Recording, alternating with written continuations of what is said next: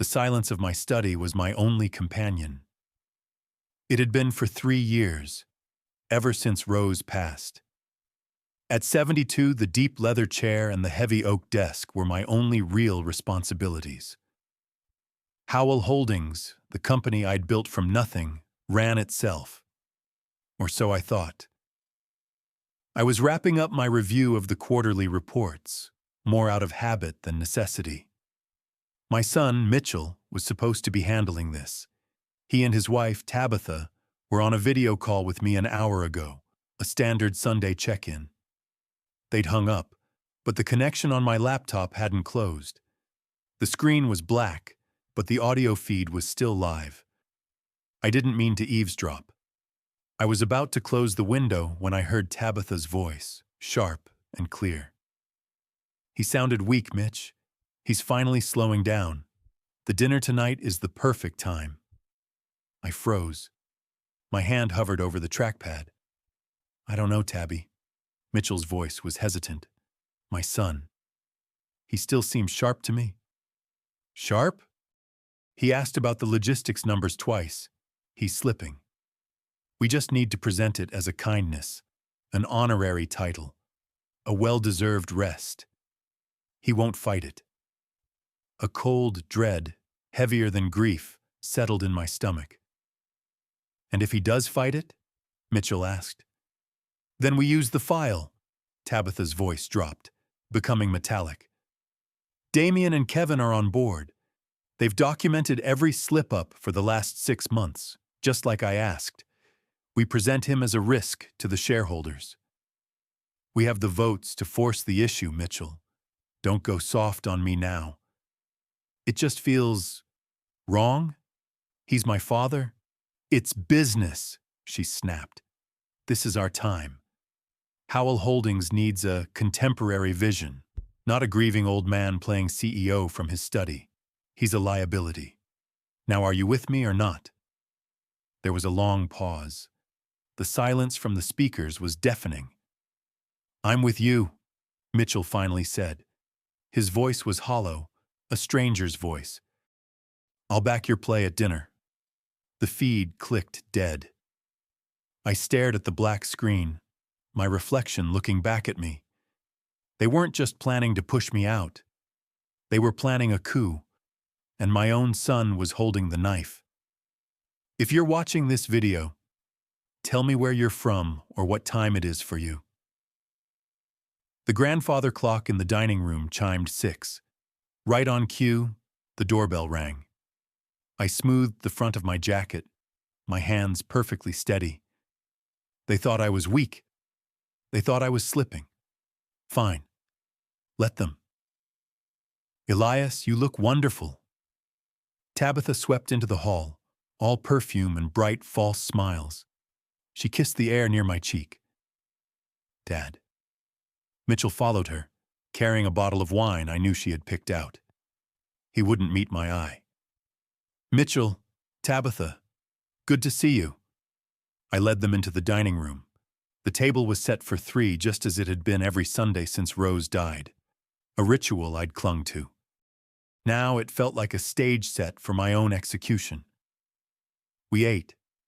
The clinking of silverware against porcelain was the only sound. I let the silence stretch, watching them. Tabitha was perfectly at ease, a predator enjoying her meal. Mitchell just pushed his food around his plate. "Dad," Mitchell finally began, setting his fork down. "Tabby and we wanted to talk to you about something." "We're worried about you, Elias," Tabitha cut in, her voice dripping with counterfeit concern. She placed her hand over Mitchell's, a gesture of ownership. "You've worked so hard for so long. You deserve a rest, Dad," Mitchell mumbled, staring at his napkin. "You've earned it. Travel, see the world, enjoy your retirement." I took a slow sip of wine. "Retirement. That's a strong word, Mitchell." "It's not retirement exactly," Tabitha said, leaning forward. Her eyes were bright, energized by the kill. "We've drawn up a proposal, a transition. You would step down as CEO and Mitchell would, of course, step up. And what would I do? I asked, my voice mild. You would be elevated, she said, smiling.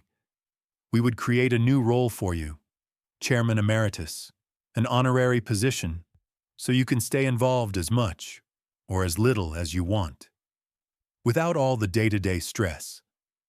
An empty title, a gilded cage, a way to get me out of the building.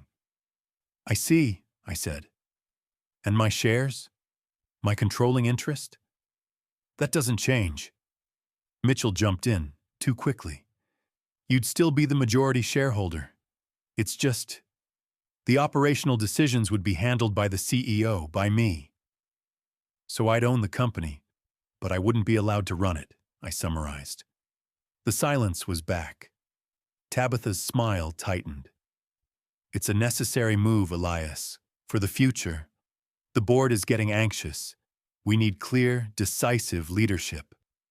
The board. She meant Damian Crowley and Kevin Giroux, her pet snakes. You've already spoken to them, haven't you?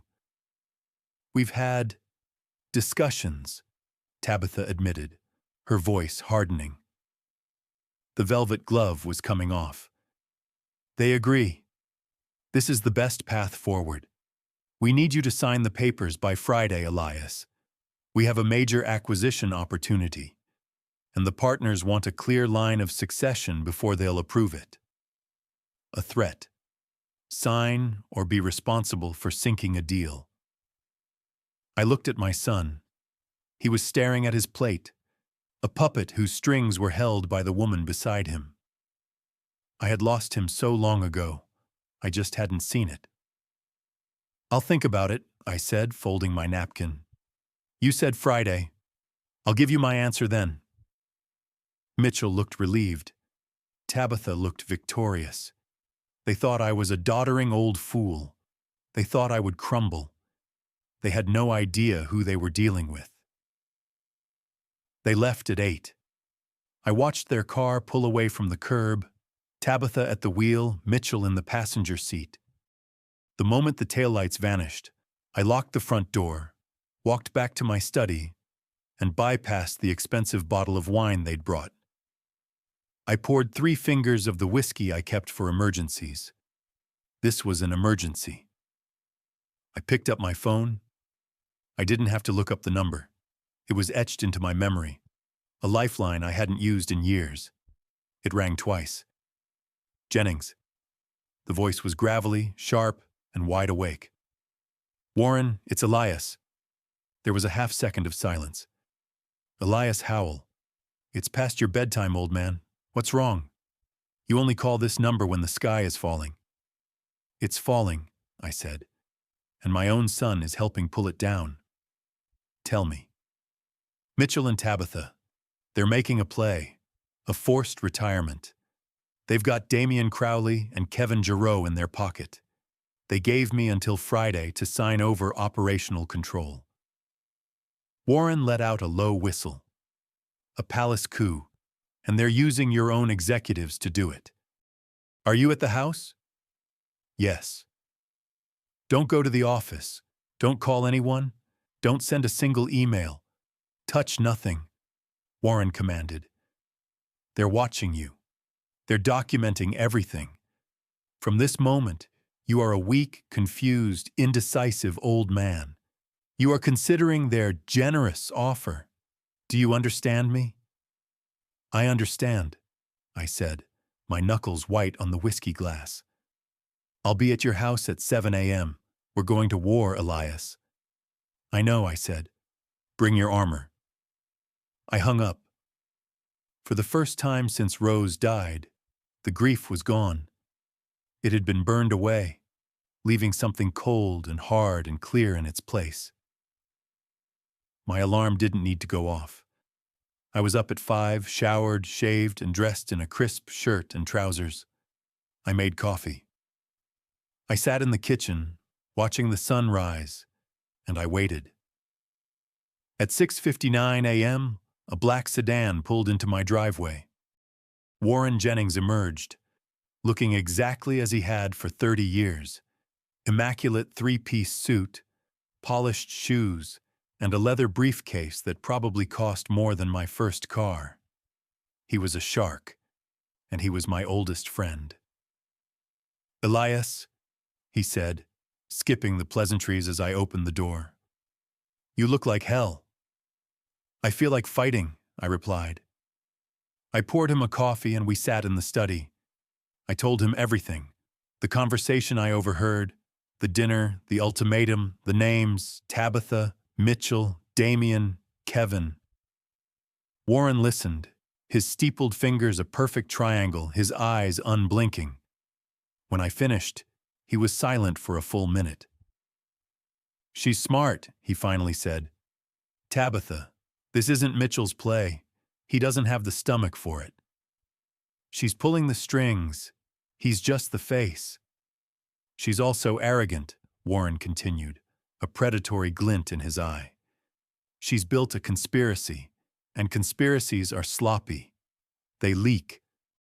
All we have to do is find the crack." He opened his briefcase. "First, they threatened to go to the board.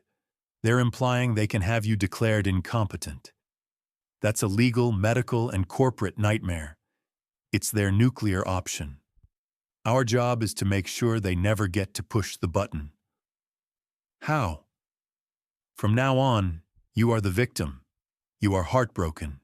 You are considering their offer because you just don't have the fight in you anymore," Warren instructed. "You will call Mitchell later today.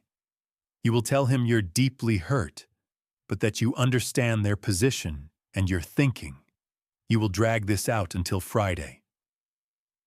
"While I do that, what are you doing?" "I'm initiating a full, deep archive audit of every contract Tabitha, Mitchell, Damien, and Kevin have touched in the last 2 years. I'm putting a forensic accounting team on it. Quietly. Off-site. They're looking for the one thing conspirators always need: money. Bribes, kickbacks, phantom invoices, inflated contracts. They're funding this, or they're just getting greedy. Either way, it's leverage. And when they ambush me at the office, because they will, you let them," Warren said simply. "You take the humiliation. You act confused. You let them build their file of your slip-ups. Let them get comfortable. Let them think they've already won. An overconfident enemy makes mistakes, and I will be right there, waiting to catch them." A cold smile touched my lips. "I can do that. I can play the part." "I know you can," Warren said, closing his briefcase. "Now let's go over exactly what you're going to say when you call your son. We're writing a script." The call came Monday, just as Warren had predicted. It wasn't Mitchell. It was my secretary, Beatrice. Her voice was strained. "Mr. Howell, I'm sorry to bother you at home, but Mr. Mitchell is insisting on an emergency meeting in the main boardroom. He says it's urgent and involves all senior partners." "When, Beatrice?" I asked, keeping my voice tired. "In 1 hour, sir." "Thank you, Beatrice. I'll be there." I put on the suit I wore to Rose's funeral. It was a size too large now.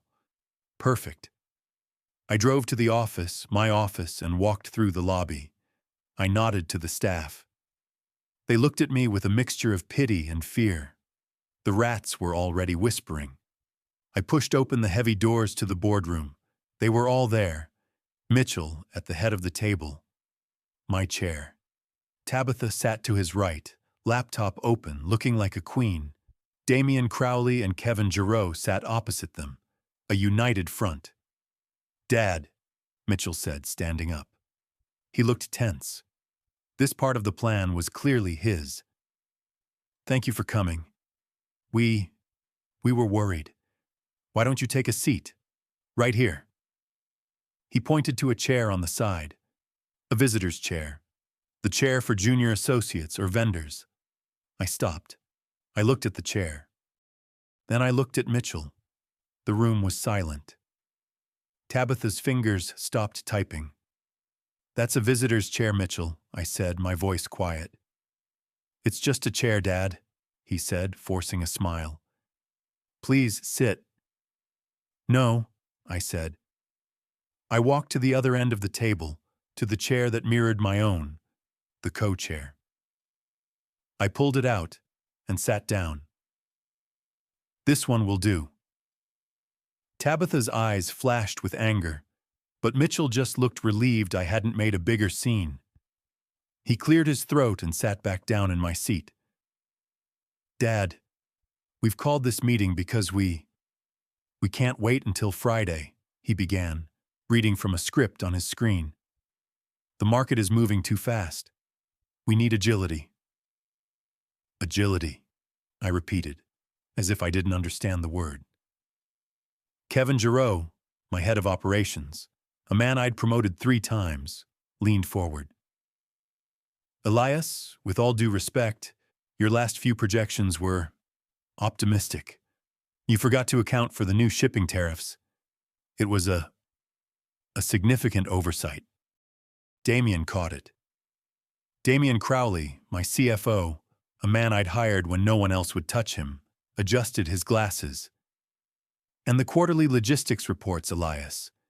You requested them 3 times, from 3 different people.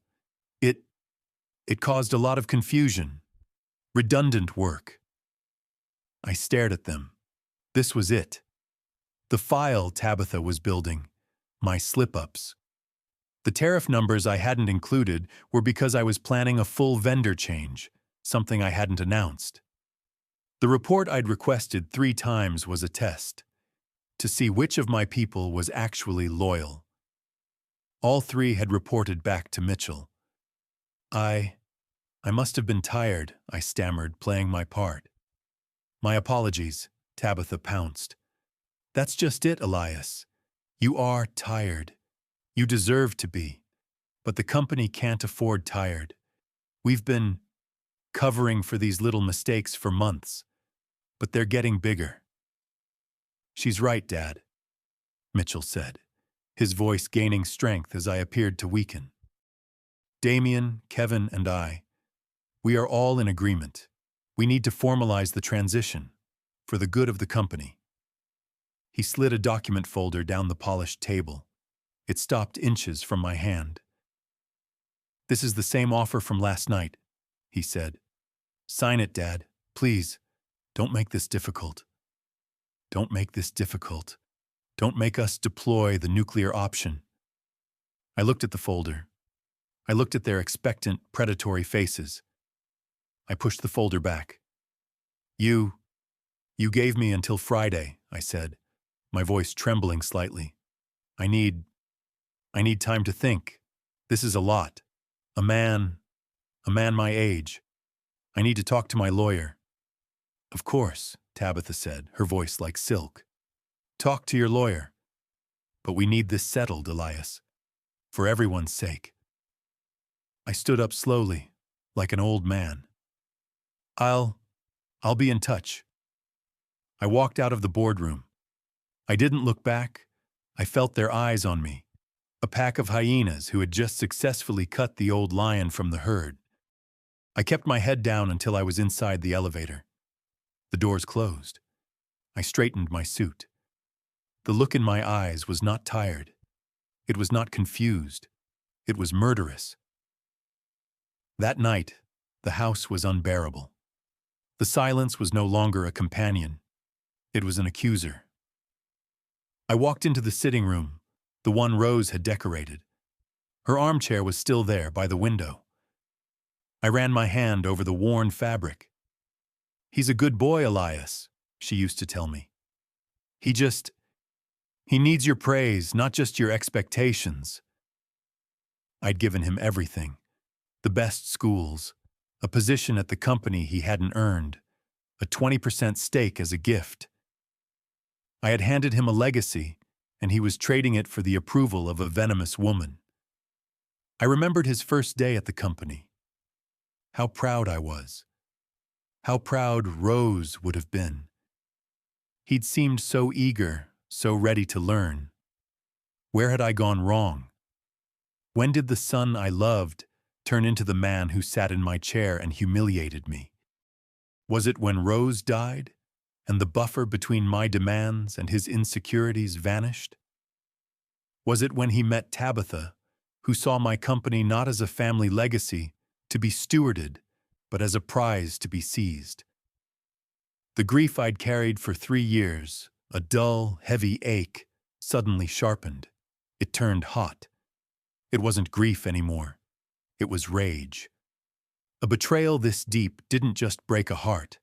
It forged it into something else, something harder.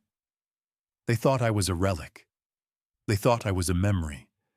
They were about to learn that the man who built Howell Holdings from dust and debt was still very much alive. Rose was gone. My son was gone. All I had left was the company, my name, my dignity, and I would burn them all to the ground before I let them take it from me. Warren was at my house before sunrise. I was already dressed. "They ambushed me," I said, pouring coffee. "I know. I got the minutes from a loyalist on the junior board," Warren said. "They're documenting a pattern of cognitive decline. They're building their case, Elias.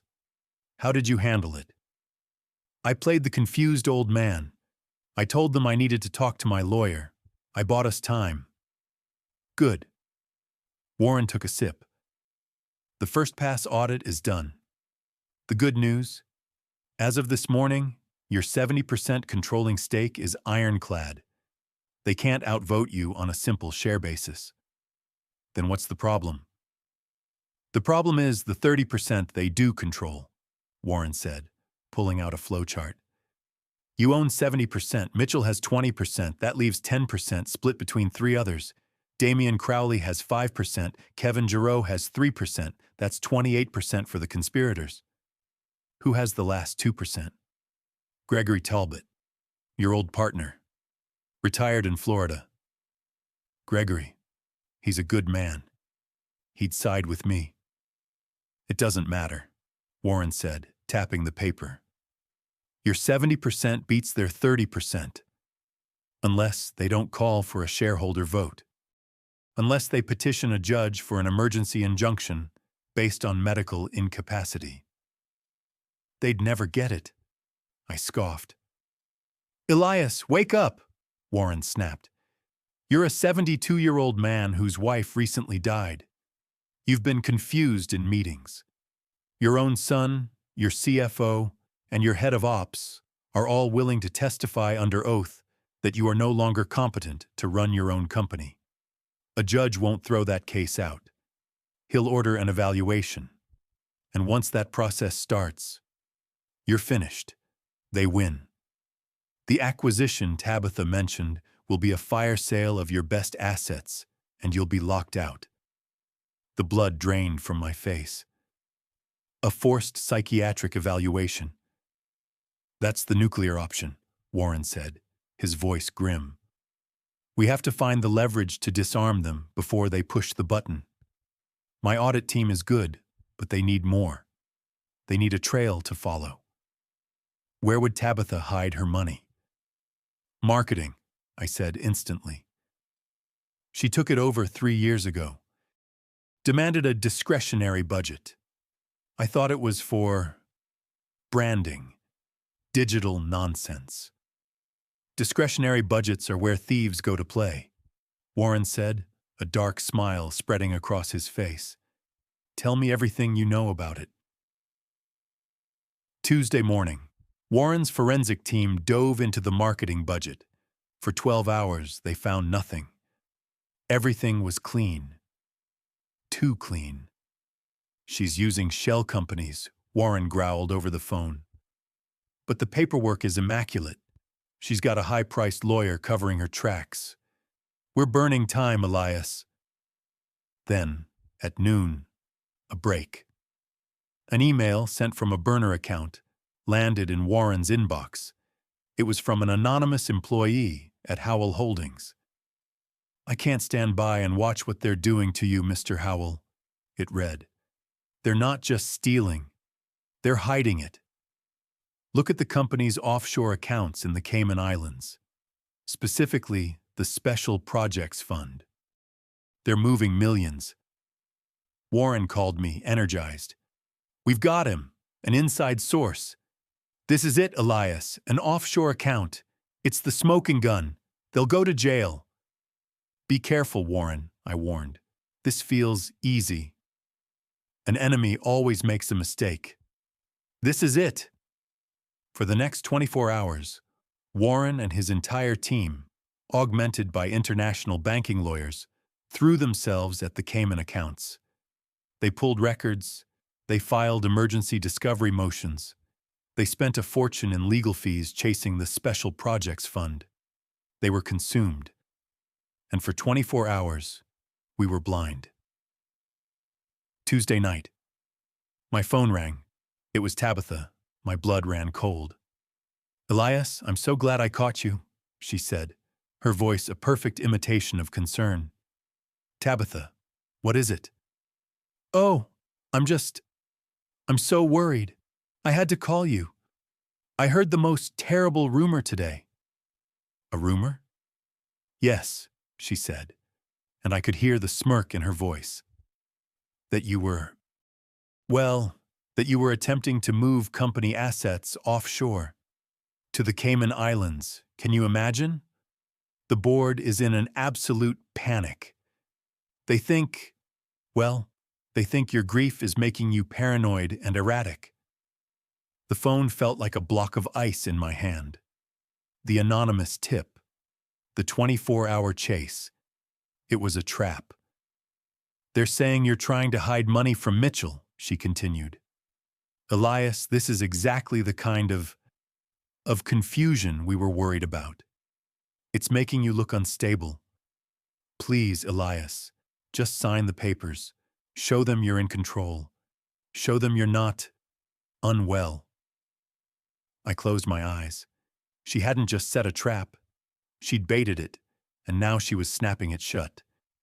She had fed us a fake lead, watched us spend 24 hours chasing it, and was now spinning our investigation as proof of my paranoia.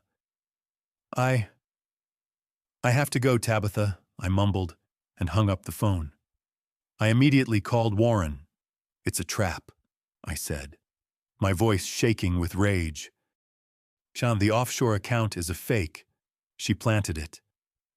Warren was silent. I heard him slam his fist on his desk. She played us. She made us look like the criminals. She wasted a whole day. We're back to square one, Elias, and she knows we're looking. We're running out of time. No, I said, my voice hardening. We're not at square one. She made a mistake. What mistake? She just humiliated me, Warren growled. She overplayed her hand.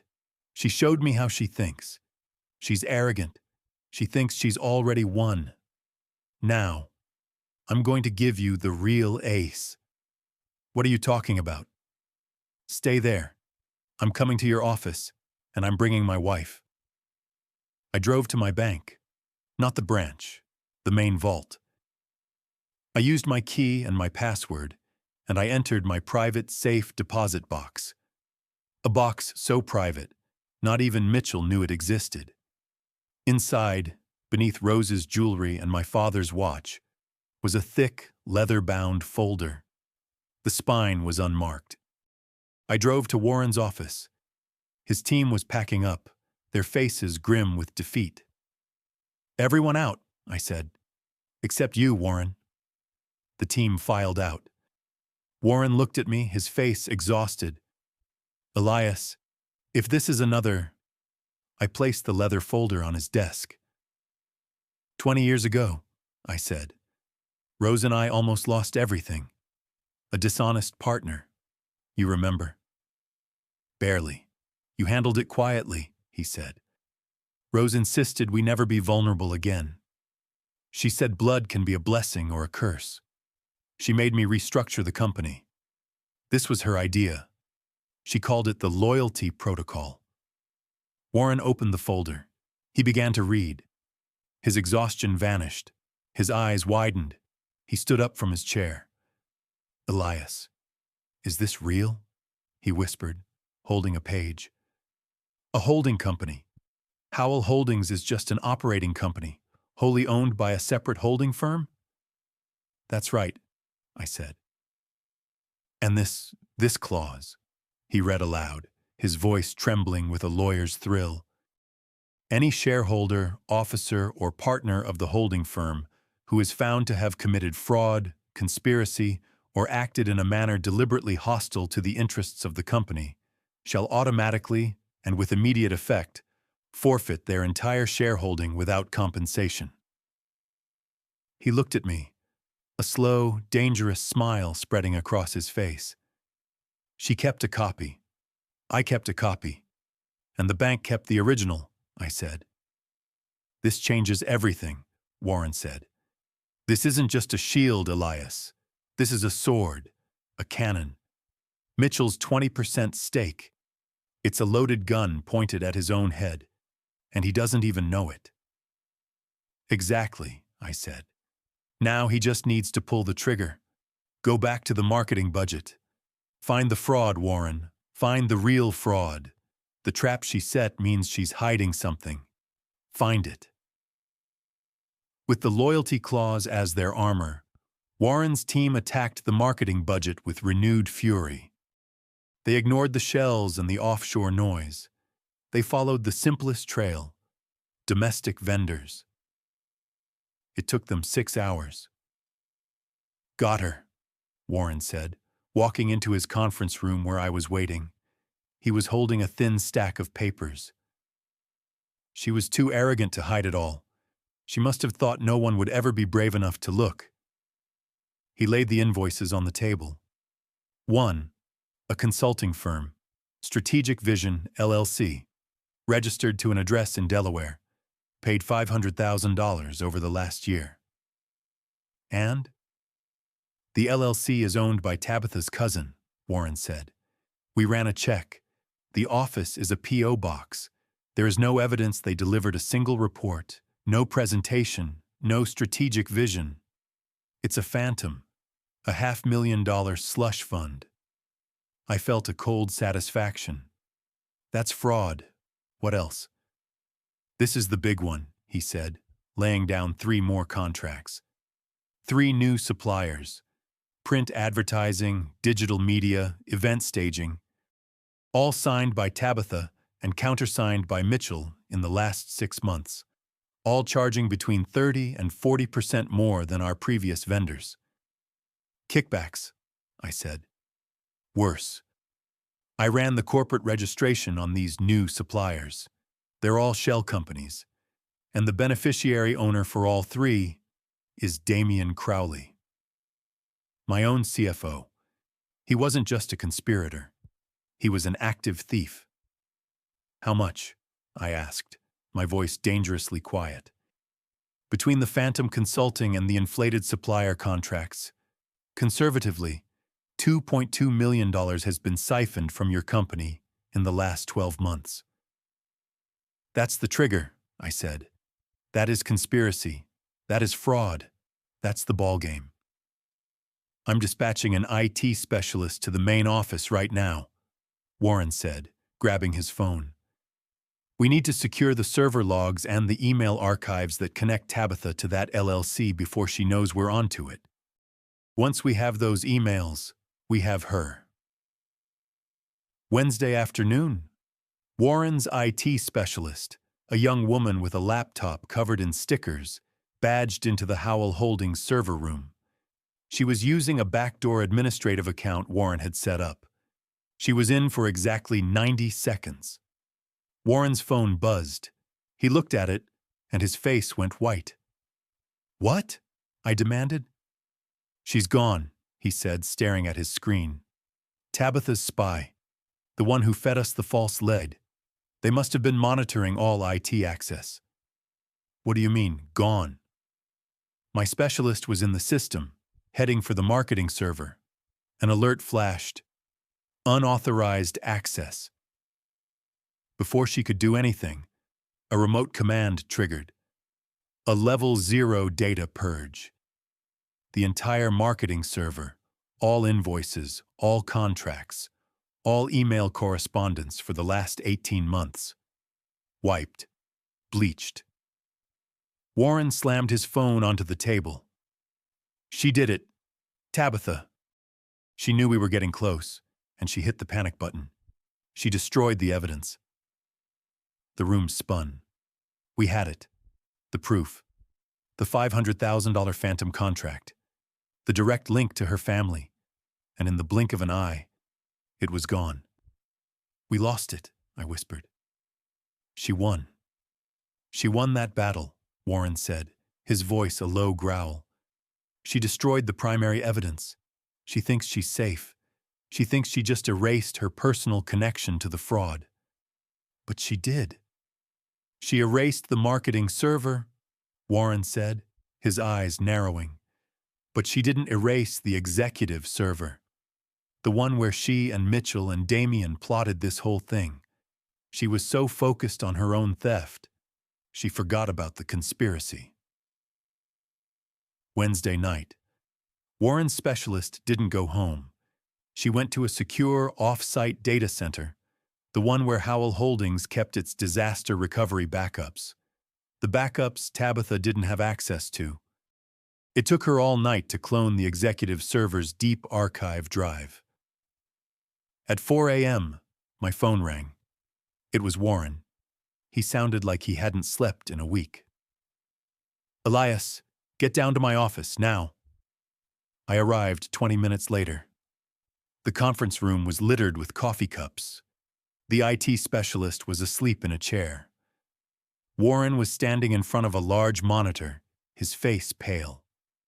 She didn't just destroy the evidence of her theft, Warren said. She was trying to hide this. He turned the monitor toward me. It was an email chain between Tabitha, Mitchell, Damien, and Kevin.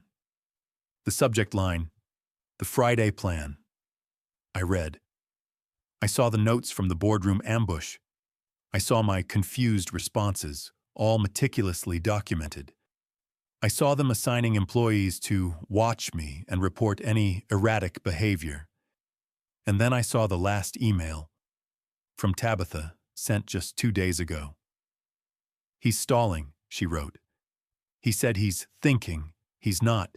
He's planning. The offshore tip didn't break him. It just made him quiet. We can't wait until Friday. We activate Plan B tomorrow. Damien has the name of the physician. Kevin has the security team on standby. We call the emergency meeting, we present our case, and if he refuses to sign, we serve him with the petition for an emergency psychiatric evaluation, on site. We'll have him removed from the building by noon. A forced psychiatric evaluation. Removed from the building. They weren't just trying to take my company. They were trying to take my freedom. To have me declared insane. To lock me up. The rage was so cold, so pure, it felt like peace. I finally saw the path forward. There was no more pain, no more grief. There was only the ending. She didn't destroy the evidence, Warren, I said, my voice perfectly calm. She just told us her entire plan. I picked up my phone. I didn't call my lawyer. I didn't call my son. I called my secretary. Beatrice, I said. It was 4:30 a.m. She answered on the first ring. Mr. Howell, is everything all right? Everything is fine, Beatrice. I need you to do something for me, and it is of the utmost importance that you follow my instructions precisely. Of course, sir. I want you to schedule an emergency meeting of the board of directors, today, at 9 a.m. in the main boardroom. Sir, today? But Mr. Mitchell and Ms. Tabitha, they were planning a meeting for... I know what they were planning. I cut her off. This is my meeting. I am calling it. Send the notification to all board members. Mitchell Howell, Damien Crowley, Kevin Giroux. Yes, sir. And Mr. Talbot? Ah, Gregory. I smiled. Here is your most important instruction. You will call Gregory Talbot in Florida personally. You will tell him, from me, that if he is not on that video call at 9 a.m. sharp, I will personally fly to Miami and drag him back here by his ear. Use those exact words. Tell him it's a loyalty protocol. He'll understand. Yes, sir. Loyalty protocol. Is that all? One last thing, Beatrice. Please call building security. Have them send 2 of their best men. Have them wait in the lobby outside the boardroom at 9:05 a.m. Tell them to await my signal. There was a pause. Understood, Mr. Howell. I hung up. I looked at Warren. Get the presentations ready, I said. The emails, the $2.2 million in fraud, the holding company documents, the loyalty clause, everything. Today, we don't just win, we annihilate. Thursday, 8:55 a.m. I walked into the boardroom. Warren was already there, his laptop connected to the main screen. He had 2 stacks of folders, bound in black, at his place. At 8:58, the conspirators filed in. Mitchell, Tabitha, Damien, Kevin. They looked surprised, annoyed. This wasn't their plan. I had stolen their thunder. Dad? Mitchell said. What is this? We were supposed to call the meeting. I'm still the CEO, Mitchell, I said calmly, taking my seat at the head of the table. I call the meetings. Please sit. They sat on the far side of the table, a clear line of battle drawn. Tabitha opened her laptop, her fingers flying, no doubt messaging her physician and her security team that the plan had changed. Elias, a voice boomed from the wall screen. You pull me out of a very important golf game. You'd better not be wasting my time. Gregory Talbot, 75 years old, tan, and looking furious, filled the screen. Thank you for joining us, Gregory, I said. I promise this will be worth your time. Good. Now what in God's name is this about? It's about the future of the company, I said. Mitchell and Tabitha have been concerned about my health, my leadership. They, along with Mr. Crowley and Mr. Giroux, have prepared a case to have me removed. Mitchell's face went pale. Tabitha's eyes narrowed. Is that true, Mitchell? Gregory barked. We have concerns, Greg, Mitchell stammered. Dad has been confused. He's a risk. A risk, I repeated. Well, I'm glad you're all here, because I too have been doing a review of the company's health, and I've found a cancer. Warren? I nodded to my lawyer. Warren Jennings stood up. He was no longer just a lawyer. He was an executioner. Good morning, he said, and the main screen lit up. We have conducted a full audit of the executive and financial accounts. What we found was illuminating. The first slide was a flowchart. It showed the 3 shell companies owned by Damien Crowley. It showed $2.2 million being funneled to them through inflated supplier contracts. Damien Crowley looked like he'd been shot. He started to sweat, his face turning a blotchy red. That's a projection. It's not. It's a direct copy of the wire transfers, Mr. Crowley, Warren said, his voice like ice. Signed by you, co-signed by Mr. Mitchell Howell. Mitchell shrank in his chair. I sign what Damien tells me to. You'd better be quiet, son, Gregory's voice boomed from the screen. Warren, continue. We also found a $500,000 phantom consulting contract, Warren said, funneled to an LLC owned by a relative of Ms. Tabitha. That's a lie, Tabitha shouted, jumping to her feet. You have no proof. I destroyed that server. The room went dead silent. Warren smiled. Thank you for that confession, Ms. Tabitha. It will be useful. But I'm afraid I wasn't talking about your server. He clicked to the next slide. The emails. The entire chain. Subject: the Friday plan.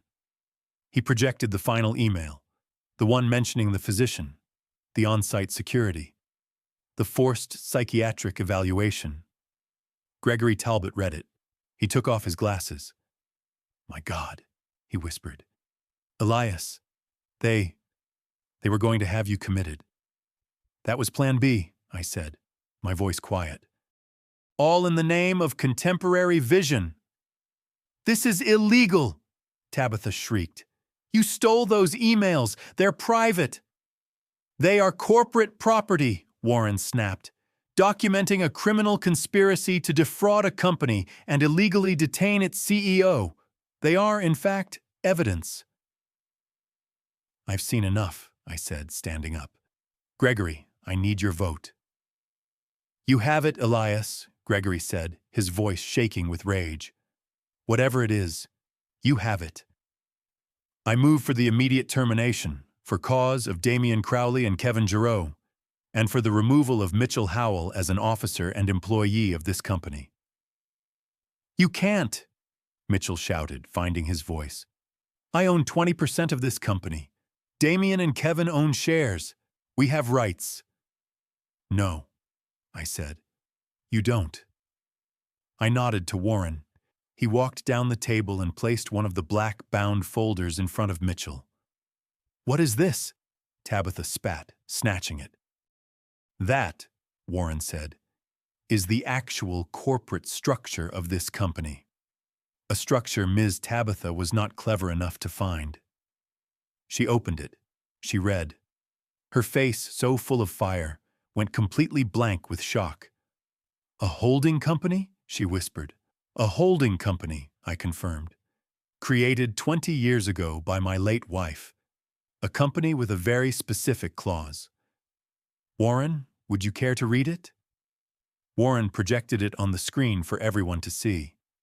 I quote, "Any shareholder who is found to have committed fraud, conspiracy, or acted in a manner deliberately hostile to the interests of the company shall automatically, and with immediate effect, forfeit their entire shareholding without compensation." The blood drained from Mitchell's face. He looked at the paper. He looked at me. "Fraud, conspiracy. You mean like siphoning 2.2 million? I asked Damian. "Or like plotting to have your own father illegally committed to seize his assets?" I asked Mitchell. Warren let the silence hang for 10 seconds. "Mr. Mitchell Howell," Warren said in a formal, final voice, "by the power of this binding corporate charter, your 20% stake in Howell Holdings is hereby declared forfeit. You own nothing." Mitchell just stared, his mouth open. He was broken. "Mr. Crowley, Mr. Giroux," I said, turning to the other two, "you have a choice. You can resign, effective immediately. You will forfeit your shares as per the same clause, and you will sign a document stating you will never speak of this day. In return, I will not pursue criminal charges." Damian Crowley was already on his feet, grabbing a pen. "I resign. I resign." Kevin Giroux just nodded, unable to speak, and did the same. "Good. Get your personal effects. You have 10 minutes. Security will escort you out." Damian and Kevin scrambled from the room, not even looking back. Now, it was just us. Me, Warren, the image of Gregory on the screen, and the two people who had tried to destroy me. Tabitha was staring at the loyalty clause, as if she could burn it with her eyes. "And you," I said to her, "you were never an employee. You were a consultant. Your contract is terminated, effective immediately." You'll regret this, old man," she hissed, her voice trembling. "We'll sue you. We'll tell the world what you did." "Please do," I said, leaning forward. "Please, give me the opportunity to present these emails and your bank records in a court of law. I will enjoy it." She said nothing. She knew she was beaten.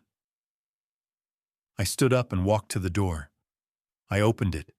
The 2 security guards I had called were standing there.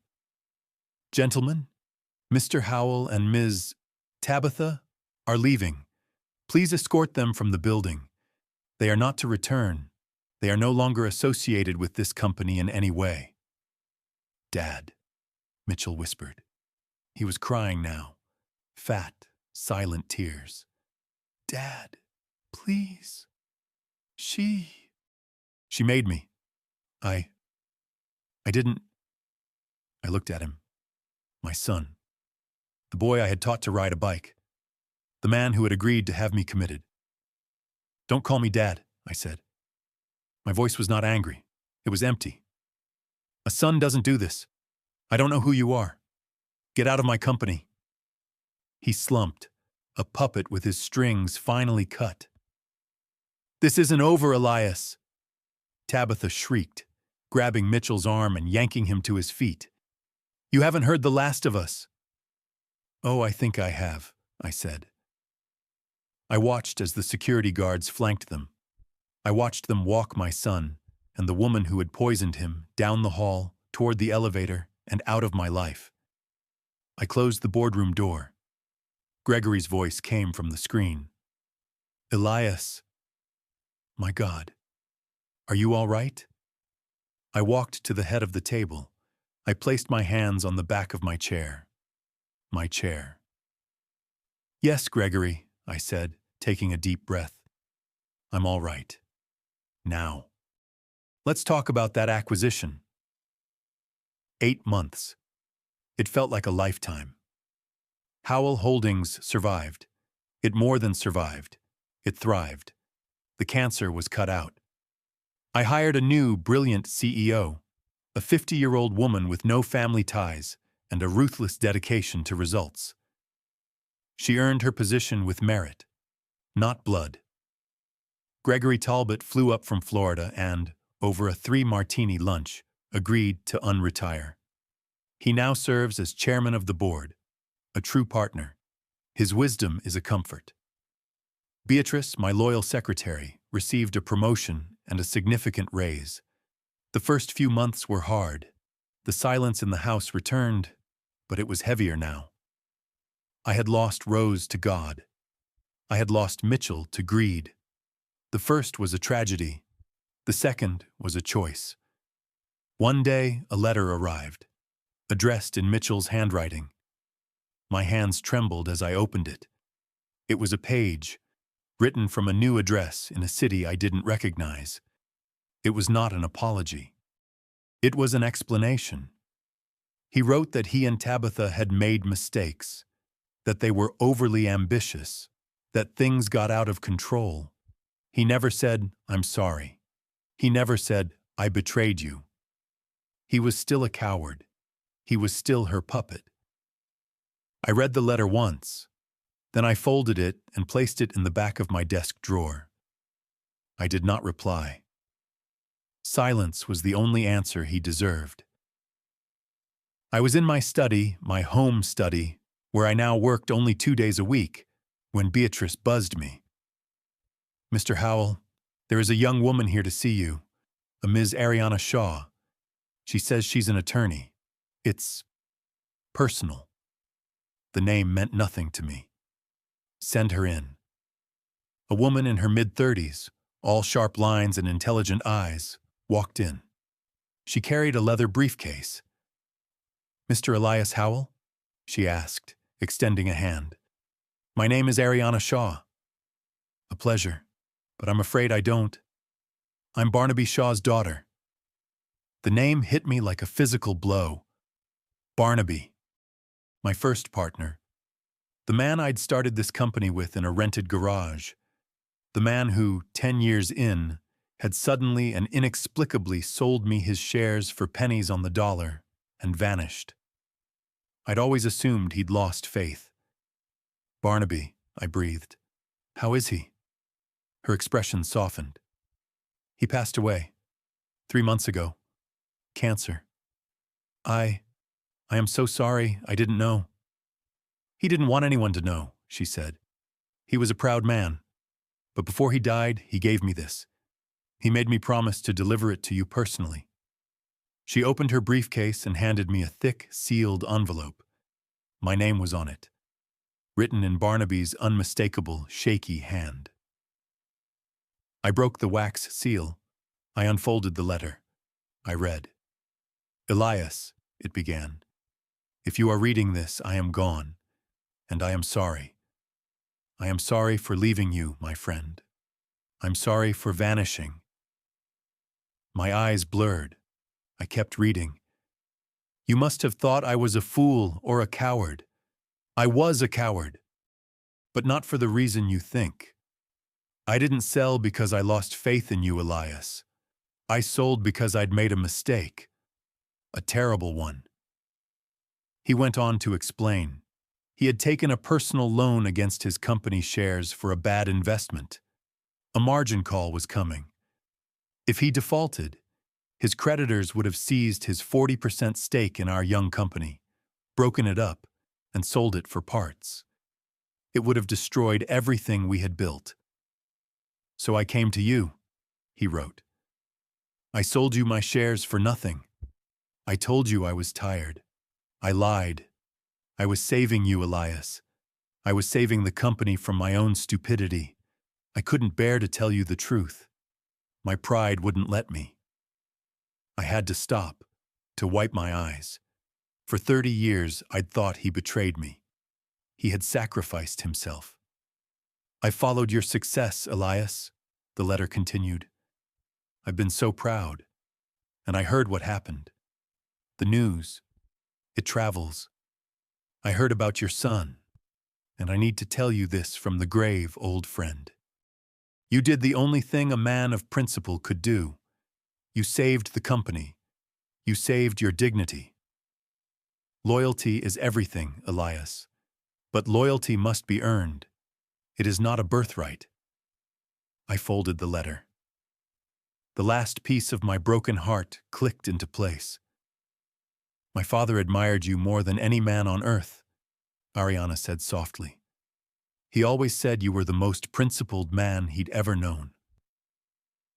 I don't feel principled, I whispered. I feel old and alone. My father left me one other instruction, she said, a small, sad smile on her face. He said integrity isn't about feeling good about your choices. It's about being able to live with them. You made the right choice, Mr. Howell, even when it tore you apart. She was right. Her father, my old friend, was right. After she left, I sat in my study. I poured a whiskey. I looked at the picture of Rose on my desk. I had learned the hardest lesson of all. Family is not always blood. Sometimes, family is the people who stand by you. The Warrens, the Gregorys, the Beatrices, the Barnabys, the ones who choose loyalty. I lost my son. I will carry that pain forever. But I did not lose myself. I did not lose my legacy. This company still stands, stronger than ever. And I am still here, at 72, still working, still living. I look in the mirror, and the man looking back is not a victim. He is a survivor. He is a man of principle. And in the end, that is the only victory that matters. Dignity has no age. If this story resonated with you, leave a like and consider subscribing. You can also drop any comment below, even just one word. Maybe tell me where you're watching from, or what time it is right now. Sometimes one word is enough to say you were here.